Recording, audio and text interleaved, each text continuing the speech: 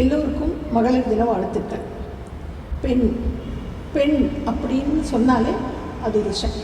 வலிமை அப்படின்னா, வலிமை என்பது தாக்குவதில் இல்லை, தாங்குவதில் தான் இருக்கு.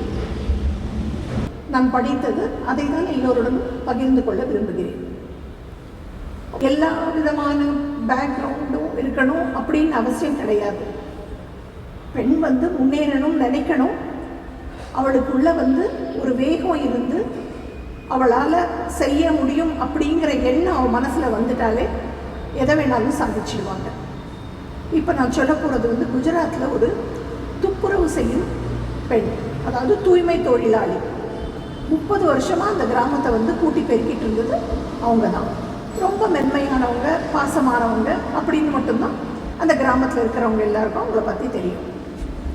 அவங்க 30 வருஷமாக பண்ணிகிட்டு இருந்தால் அவங்களுக்கு ஓய்வு எடுக்கும் நாள் வந்தது.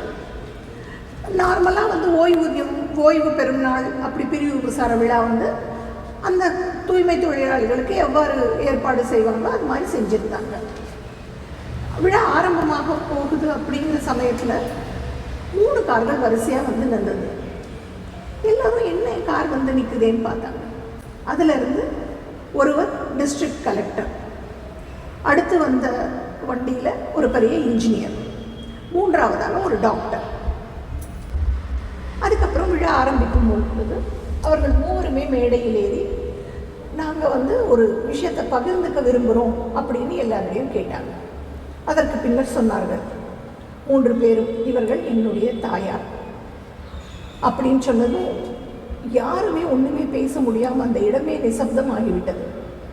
அதன் பின்னர் அவர்கள் சொன்னார்கள், 30 வருடமாக இந்த வேலையை செய்துதான் அவர்கள் எங்களை வளர்த்து இந்த பெரிய நிலைமைக்கு கொண்டு வந்துள்ளார்கள் அப்படின்றப்போ அந்த அம்மா சொன்னாங்க, இந்த தொழிலும் இதில் வந்த வருமானமும் தான் என் பசங்களை இந்த அளவுக்கு கொண்டு வந்து வச்சது.